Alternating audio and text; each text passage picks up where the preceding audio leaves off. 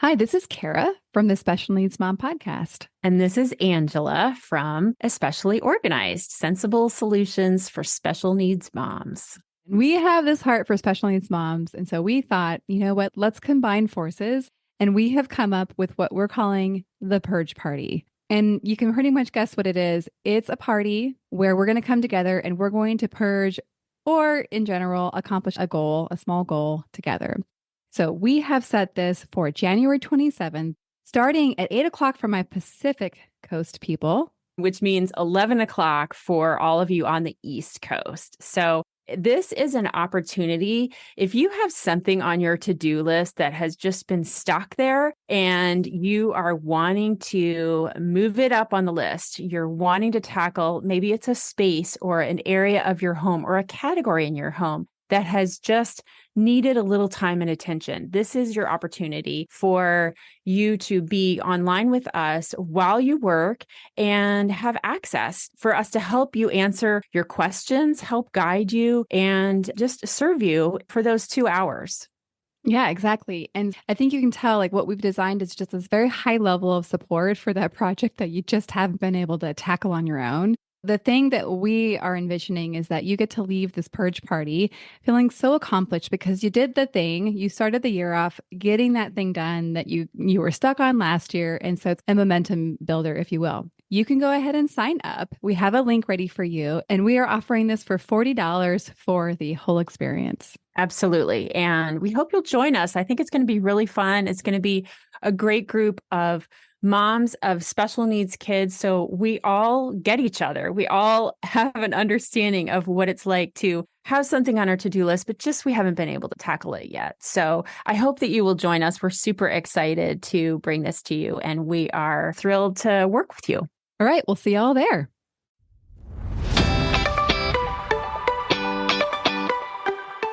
Hi, I'm Kara, life coach, wife, and mom to 4 incredible and unique children. It wasn't all that long ago that my son received a diagnosis that had my world come crashing down. I lacked the ability to see past the circumstances, which felt impossible, and the dreams I once had for my life and family felt destroyed. Fast forward past many years of surviving and not at all thriving, and you'll see a mom who trusts that she can handle anything that comes her way and has access to the power and confidence that once felt so lacking. I created the Special Needs Mom podcast to create connection and community with moms who find themselves feeling trapped and with no one who really understands. My intention is to spark the flare of possibility in your own life and rekindle your ability to dream. This isn't a podcast about your special needs child. This is a podcast about you. If you are a mom who feels anxious, alone, or stuck, then you are in the right place. Welcome. Hello and welcome to the Special Needs Mom podcast. I just got done having a really amazing conversation with Dr. Maureen Michele, who is a physician turned life coach, which is kind of cool. She and I definitely geeked out in some of the life coach industry stuff that we both, we just really enjoy it. This episode is going to be really helpful for you if you have ever struggled in your doctor's office knowing how to stand up for yourself, or perhaps rather knowing how to speak out if you feel like things aren't going the way that you think that they should or that you want them to go. And so you're going to get a lot of really insightful tips. But beyond that also, what I really loved about Maureen is that she's very relatable, and she is a little bit more seasoned as a mom, as in her youngest child is graduating high school or just graduated high school. And so she's been through the whole progression of seeing her child go through several different diagnoses, which we talk about in the episode, and now ultimately out of her house. She has the gift of perspective as she can look back through the years from where she is now. I also want to let you know, in addition to being a general pediatrician, as well as an allergist, immunologist, a mom, she is also a military veteran and a life coach. How cool is that? What unique combinations. And similar to my story, she took her experience of being a mother and, of course, being a doctor. And she saw a very different angle on how she could help in different ways. She also shared that she teaches young physicians. And so through all these different avenues, she's kind of brought all of it together. And now she exclusively coaches parents of chronically ill children. I cannot personally think of a better way to serve people. And yes, I am very biased. All right. Well, that seems like a great place to leave the introduction and go right into the conversation. So let's welcome Dr. Maureen Michele. Well, Maureen, I'm so excited for this conversation. Welcome to the podcast. Oh, thank you. I'm excited to be here and excited to chat with you. Well, what y'all don't know is that we just chatted for like half an hour and we couldn't stop. There's a lot of things that we really relate on. And so finally I was like, wait, we actually have to make a podcast here. So let's press record and let's focus our energy here for a second. I'd love to give the listeners some context beyond what I've already introduced in your formal introduction, but just a little bit like, where are you at in life now? Maybe just a little bit about the picture of you as a mom now, but also kind of how you jumped onto the alternative lifestyle parenting bandwagon that we are all on, and a little bit about that. Yeah, sure. So right now, I'm a physician life coach who helps parents who have chronically ill kids. And I kind of came to doing that because my priority in life has always been being a mom to my 3 kids. My daughter, who's my middle child, when she was 6 months old, was diagnosed with a form of pediatric cancer called neuroblastoma. At the time, I was a pediatric resident. And so when I got that diagnosis, I knew exactly what it meant because I had taken care of kids who had the same diagnosis, and she had surgery, chemo, kind of the whole works. I struggled during that time, struggled with kind of managing all of the overwhelm of having a kid who is going through all of this medical stuff, and struggled with trying to find balance between going back to work and still worrying about my kid. And I didn't have the tools that I have now back then, but I was smart enough that I could kind of figure it out. And so got myself into a better place, but it wasn't perfect. She then did well from the treatment. We would do, annual follow-ups, etc. Seemed like we were out of the woods, like didn't really need to worry about her. And then when she was 12, I was practicing physician, and she had texted me from school saying that she had peed 12 times in the day. Mom, bring home whatever you need, that there is something wrong with me. I had grabbed a urine cup and urine dipstick and brought it over to her school and thought, she just has a urinary tract infection, because we've already gone through the whole cancer thing, that having, something other than a urinary tract infection is not possible. So brought it to her school. She went into the school bathroom, like peed in the cup and called me in. And we, in this tiny school bathroom, I dip her urine, and the glucose reading on the dipstick turns super dark, which in the medical world, that only means one thing. That means type 1 diabetes. So in this school bathroom, I start crying, and she then sees me. She has no idea what's going on.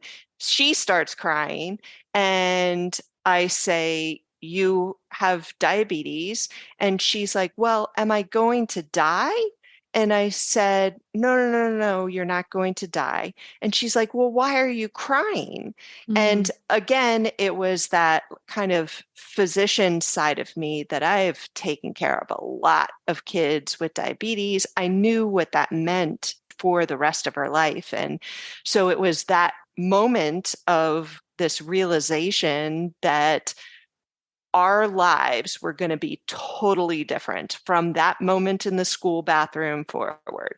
And it has been. It has been a struggle. All of this worry and fear from the years prior, like, crept right back. And I found that I was being consumed by all of her medical stuff. And it took over every thought. It took over me having a life. And it was a lot to handle.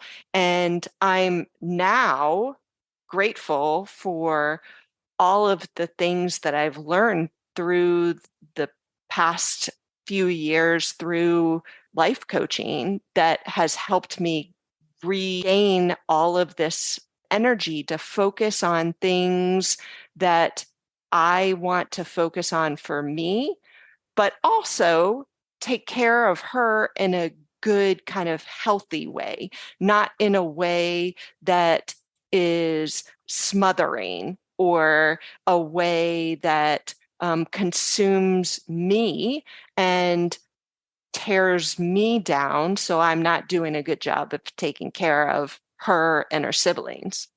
Yeah. Yeah. That relationship between how we're doing and the impact to our children. A conversation just came up yesterday where our kids can't help but read how we're doing and it impacts them. Sometimes that feels like a lot to carry, right? But also, it's not our jobs to be perfect all the time. So that's kind of how I survive, like the overwhelm of, oh my gosh, they're always watching and they're going to replicate what I'm doing. Right. And I'm not But perfect. the way to think about that, though, too, is yes, like Kylie in the bathroom saw me cry and was in that moment, was watching, had no idea why I was crying, right? And so that was a moment. Yeah, I wish I wasn't being watched at that point in time.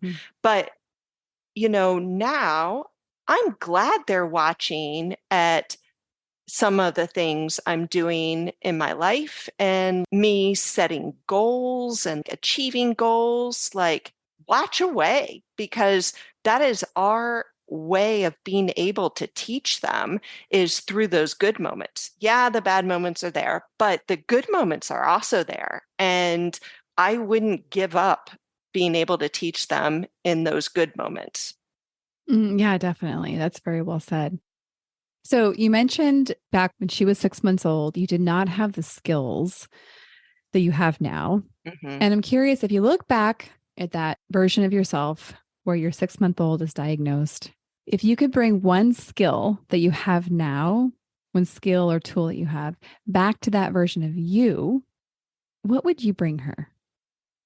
I would gift her the ability to be honest with her emotions. Mm, And when I say be honest with the emotions, like, one of the things that I have often said is parents with ill children can get very, very good at lying. mm, And whenever I took her into the hospital, because I worked at the hospital, there was lots of people we would see. And they would say, like, oh, how are you doing? Like, we heard about your daughter. Like, how's it going? I'm like, I'm fine. I'm fine. That became my mantra. Like, I'm fine. mm, I was not fine. And, just being honest, like, I kept saying that, thinking, I don't need help. I can do this.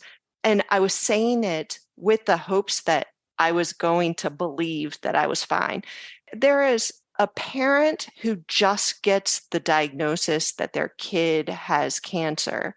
In that acute moment, they are not fine ever. Like, I have never met a parent who's fine in that moment. And you know what?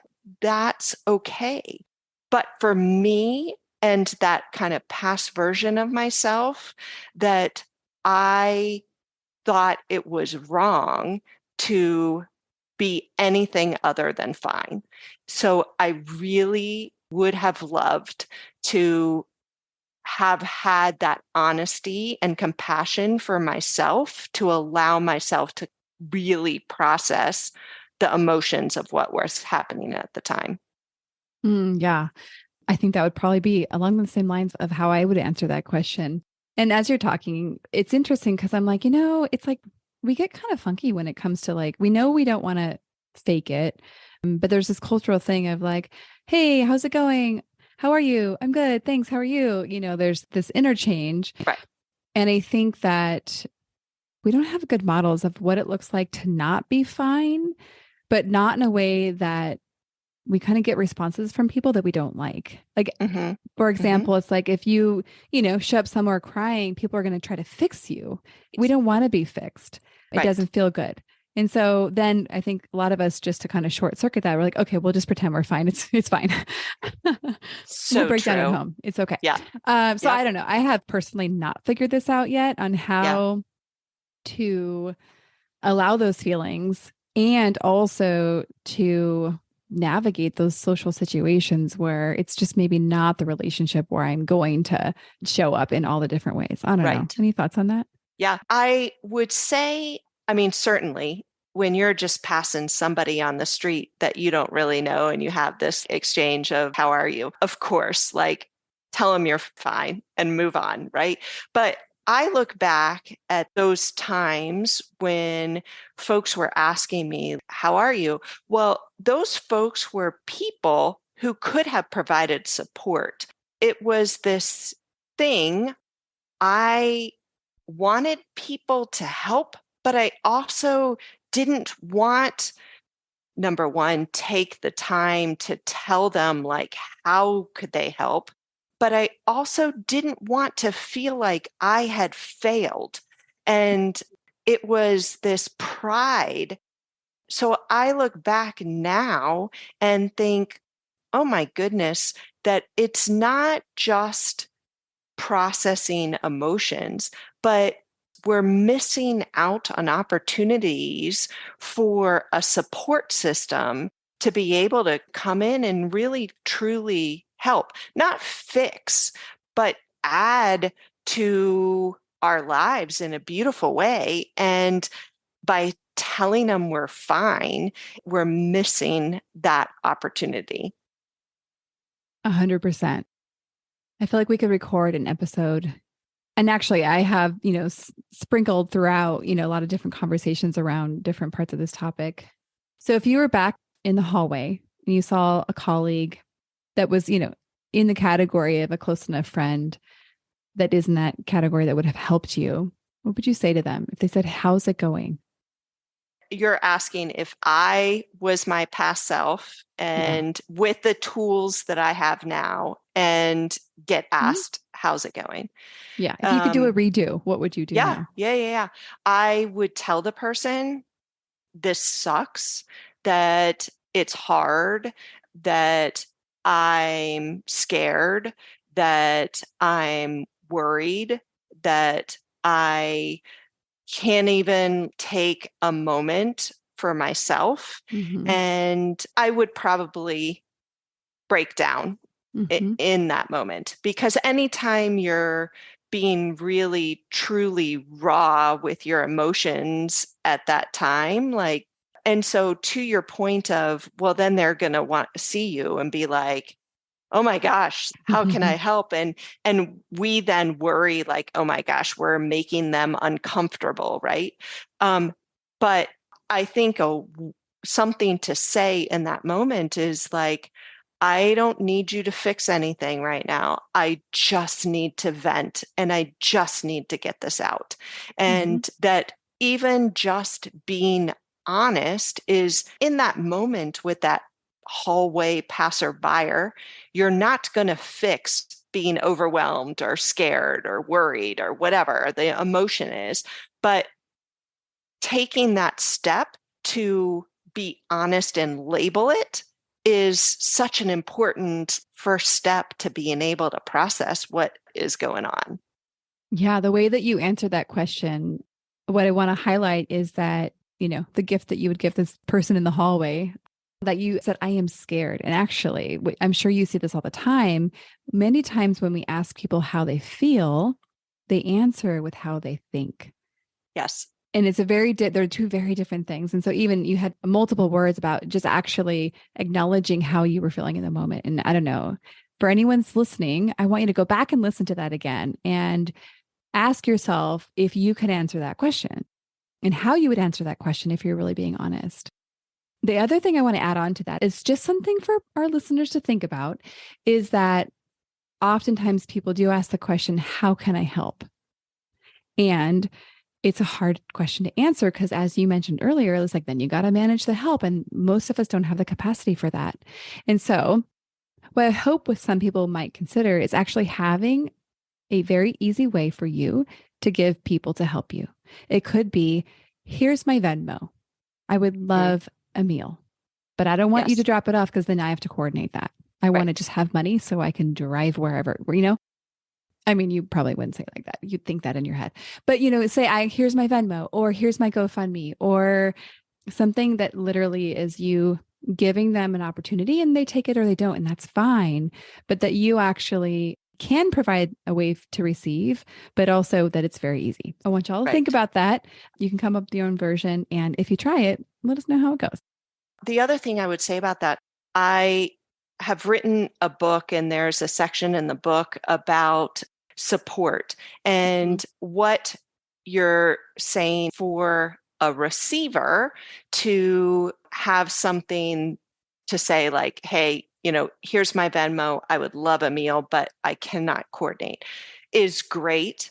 But to the giver, for those in the audience that are going to be givers at some point in their life, is I also teach have something that you can say to somebody in need, like, hey, look, I know you need help right now.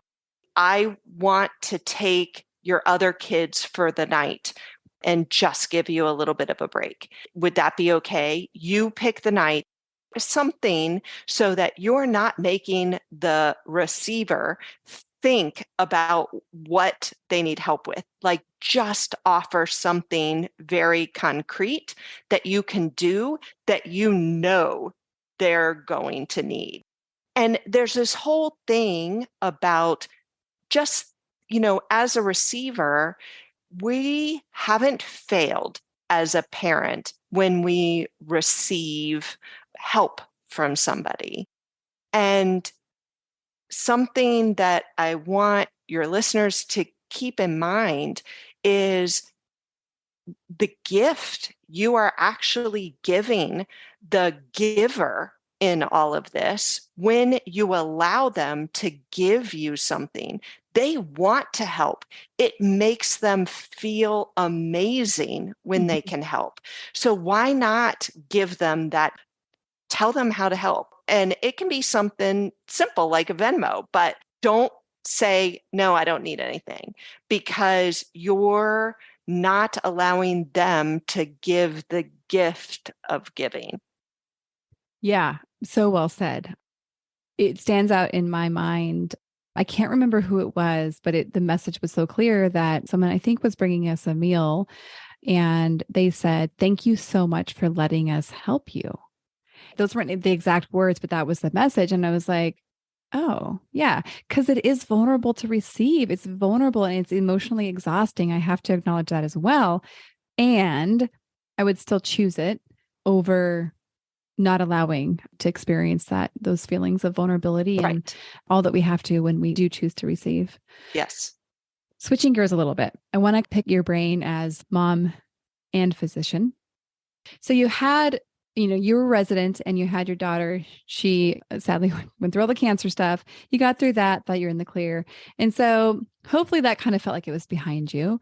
But then when your daughter, now 12, right, was her diabetes type 1 diagnosis, my guess is that as you then navigated the medical system as a mother and dealt with all the things that you saw things that you didn't see before when you were maybe on the providing side. And I'm curious what you would say, like what, if any, are there light bulbs that went off kind of when you had swapped positions a little bit?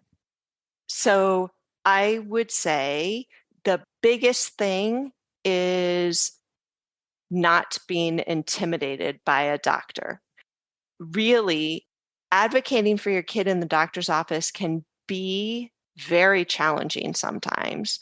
And I, have not done it perfectly in my time of being a mom to my daughter.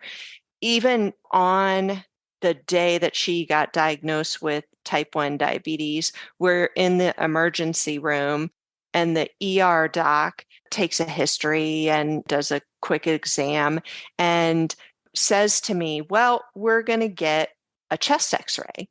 I said, chest x-ray? Like, what do you mean chest x-ray? And he says, well, I want to make sure she doesn't have pneumonia.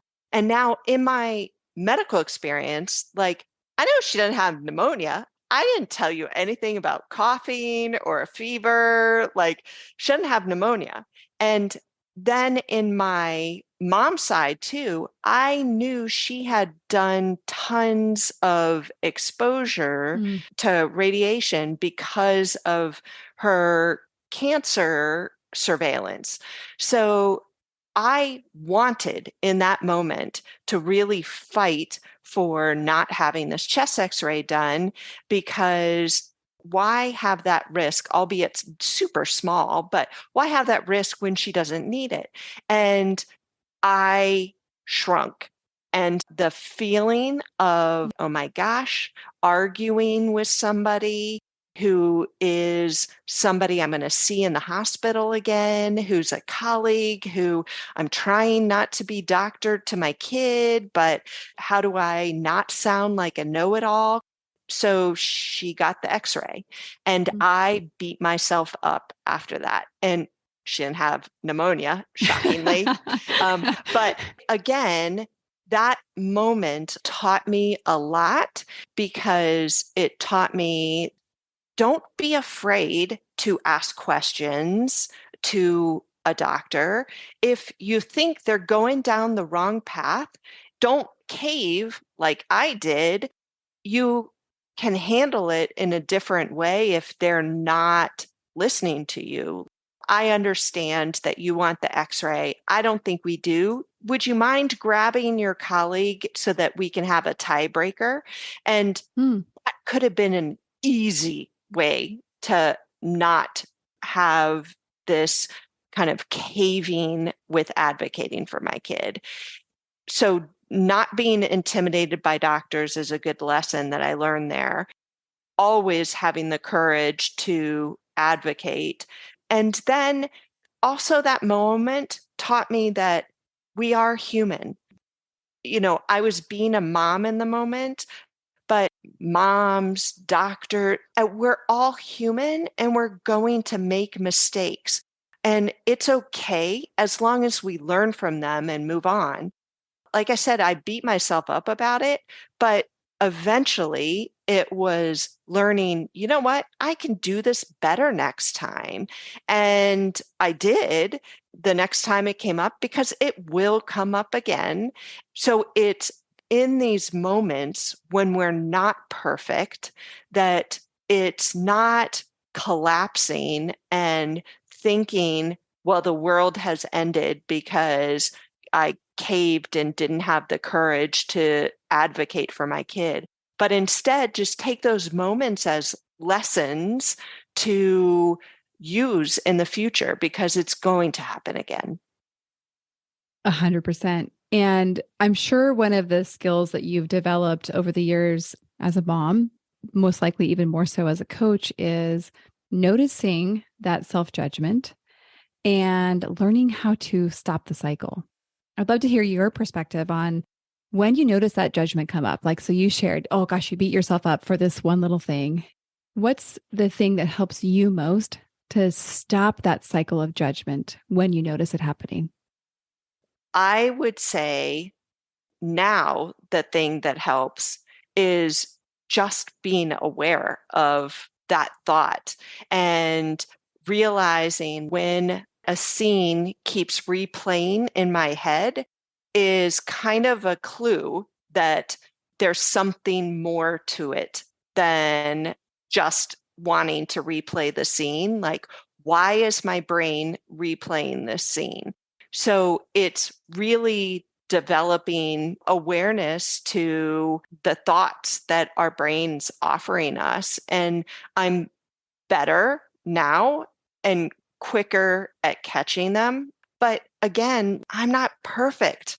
Life's a journey. We're not here to one day flip on a light bulb and all of a sudden never have another mistake or never judge ourselves again.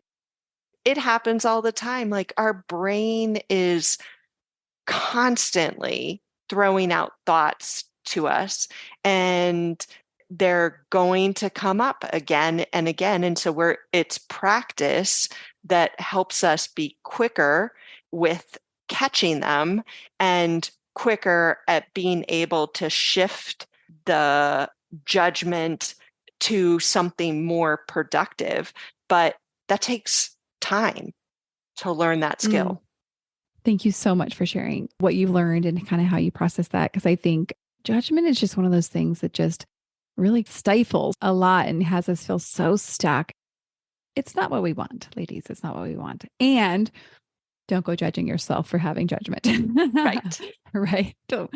So what I'm curious about, because I noticed in my life, in the previous episode, I mentioned to my listeners, like, man, this is a hard season for us. Like we just came off of a, surgery radiation bit with some recurrence with my son. We kind of, we're doing pretty well. And then we're up against some challenges right now that we don't yet have answers for, or that are long seasons of difficulty.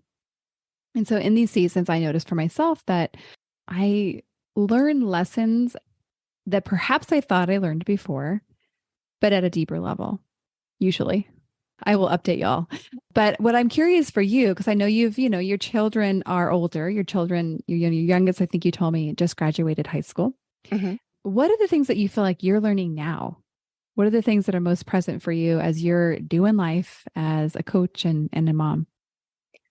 So it's funny that you say like things come up that are kind of teaching lessons. And I was just talking the other day about how we need to do a better job of obstacles that are presented in front of us, because everything happens exactly the way that it's supposed to. And that obstacles are often the way that we are learning something, and they are presented to us in our life to like learn from. So now in this moment in my life, these things keep coming up that are requiring patience. And it is so funny because every time I can see myself get spun up, like, come on, like, there's no way this takes so long, that it's like, oh, wait a minute, slow down. This is how the universe is like trying to teach you patience. You clearly haven't conquered the skill yet. Slow it down and keep up the learning on this.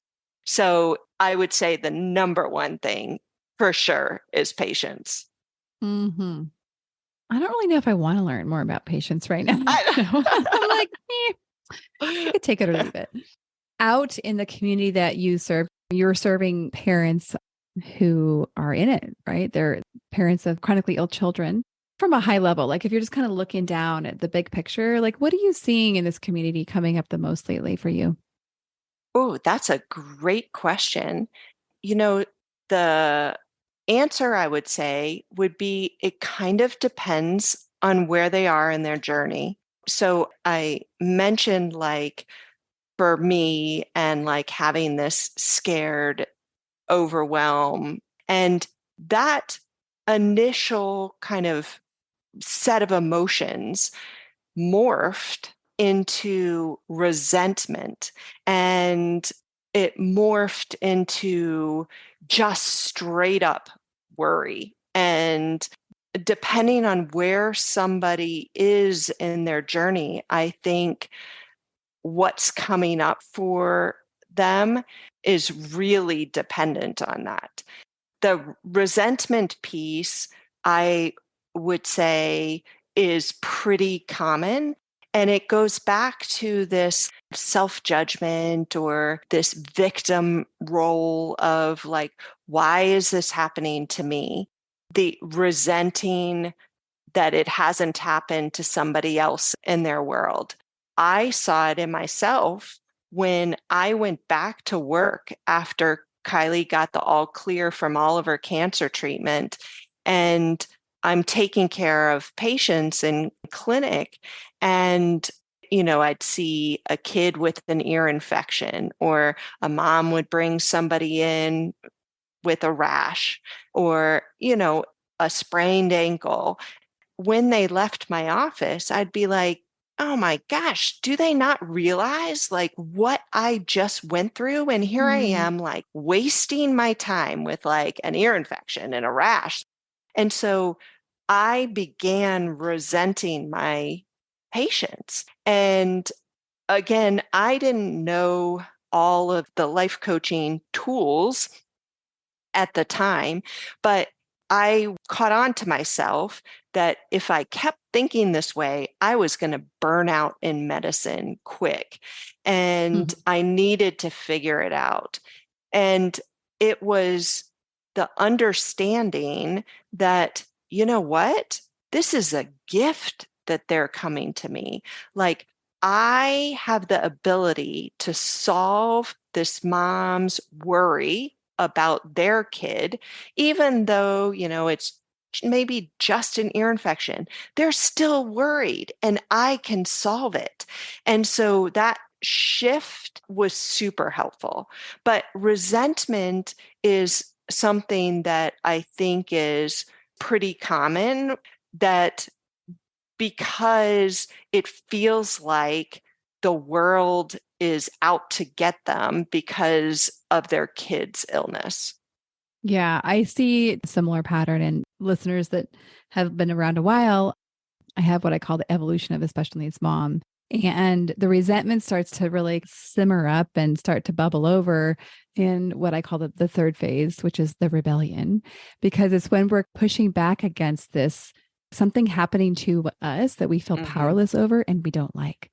And so there's this tug of having the resentment, but then also kind of like, and I don't want it anymore. And so don't worry, ladies, if you find yourself in that phase, that is good news, because there's so much opportunity for you to learn how to process your emotions and to have some tools to be able to effectively shift from that victim place and be able to have a different experience. So consider it good news. Yeah, it is good news. And it's also having the realization that that is the stage of what they're in, and them wanting to make a change is really how you get out of it. That desire, I need to do something about this. Yeah, exactly. All right. Well, we're going to wrap up here. Is there anything else that's on your mind that we didn't talk about that you want to make sure is part of this episode? Oh my goodness. I would say just a couple of tips to your listeners when they're dealing with physicians that I kind of made mention, I think, throughout the episode, but just really want to foot stomp it, is doctors are human. And so keeping that in mind when they're running late or they seem like they're being short, they're human. There may be other reasons for that. The other thing I would say is with doctors, don't be intimidated by them because of what I just said. They're human and they may have more medical knowledge, but they're a great resource. And it's really a partnership with your child's physicians and healthcare providers and PT, OT, everybody. It's really a partnership, and developing that partnership and having trust both ways is something that is really the foundation of building that partnership. Yeah, definitely. And do you have any suggestions as we wrap up here of if somebody is in a situation where they don't feel like that partnership's working, maybe they don't feel listened to, any suggestions there? Yeah, I would say call it out to the physician and doing it in a compassionate way, meaning, I feel like I'm not being listened to. And maybe that's just me, but I feel like this visit didn't go the way I really wanted it to. And I really need these questions answered. Is today a bad day for you? Is this an off day? How can we work together so that I can make sure these questions are answered? I for sure have had bad days in clinic, and I have also had days when patients come at me because They had they're bad days in having bad clinic. days. Yeah. Yeah. And so I think by being curious and compassionate is really the way to develop that relationship. And if it's not going your way, again, be curious and compassionate, talk about it. Maybe the end result is you need to find yourself another doctor that you jive with better. The investment you've already made into a healthcare provider, it may be worthwhile to continue with that investment rather than starting from scratch. So being human and open and honest with the doctor can help with developing that trust. Great. Good recommendations. It's very likely many of us will have to use those at some point in our lives. So, Maureen, thank you so much for spending your time and energy here in this podcast, but also serving our community. So, thank you for being Yes. out there and bringing the gift of coaching to the people that you work with. Thank you very much. No, I appreciate you for having me as a guest. And of course, I appreciate what you do because it's something I too am very passionate about. There's a lot of folks out there who have benefited from your help. And so I appreciate what you have done for them and what you continue to do for them. Thank you so much. All right. We'll see y'all on the next episode. One more thing before we officially wrap up this show. Sometimes when I'm listening to podcasts, I have the experience of wanting more. I'm listening at the very end thinking, I sure wish that episode didn't end. I invite you, if you feel in any way the same way, I invite you to the Special Needs Mom podcast community, which is a free group that I host on Facebook, where we as a community of fellow moms who listen to this podcast and are experiencing life in similar shoes, get to talk to one another, get to share stories, get to actually interact. I hope you'll consider joining. See you over there.